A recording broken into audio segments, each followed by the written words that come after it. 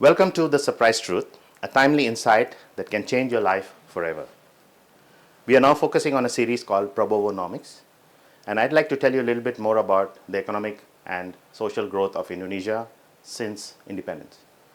I believe Indonesia went through 4 phases. The first one I'd like to call Indonesia 1.0, which lasted 21 years under President Sukarno. It was all about building national identity. President Sukarno declared Indonesia's independence from colonial powers, presided over the Indonesian National Revolution, and had the first presidential elections in the country. He became one of the founding fathers of the non-aligned movement, and Indonesia hosted the 1955 Bandung Conference.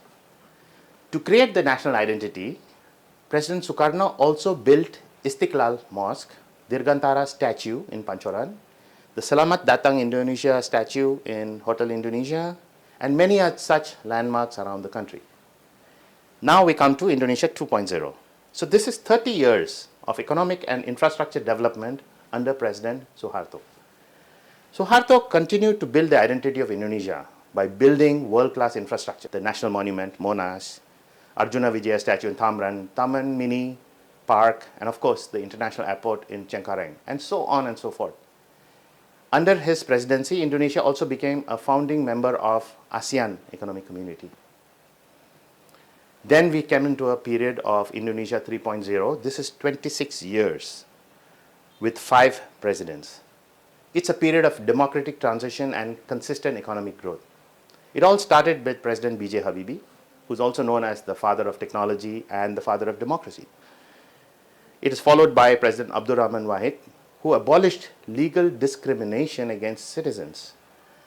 And then President Megawati, who triggered economic growth. And then President SBY or Susilo Bambang Yudhoyono, who successfully maintained consistent economic growth over 10 years. A very important period. And this period actually ended with President Joko Widodo, who brought this presidency close to the common man by expanding infrastructure development to even remote regions and areas in the 38 provinces of Indonesia. So truly bringing the benefits of democracy and economic growth to the people. But now we are in Indonesia 4.0.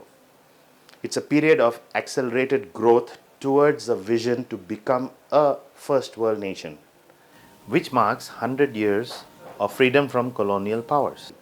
This period is being presided by President Prabowo Subianto. Now you may be wondering, why do we call this 4.0? Several reasons.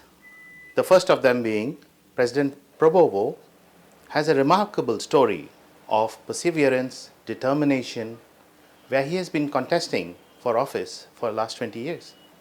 He has finally made it and is in a position that he wants to be in. This never give up attitude comes from probably his military background, but it's also a personal quality, where loyalty, discipline, and performance are rewarded. And we all know that winning a war is sometimes more important than winning a battle. So in the military, there are no medals for failure. On the other hand, the second part of this is also that President Prabowo has the highest number of popular votes received by any candidate in a presidential election in Indonesia, at 96.2 million votes. This is higher than President Joko Widodo's 85 million votes in 2019. So very obviously he is very popular with the people. So these two facts somehow puts President Prabowo Subianto to have set a very high bar for performance and achievement, as we will see in the next 5 years that unfold.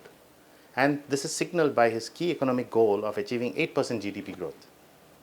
So what happens in Prabowonomics remains to be seen, and we will have more updates for you on this at The Surprise Truth. Thank you for watching.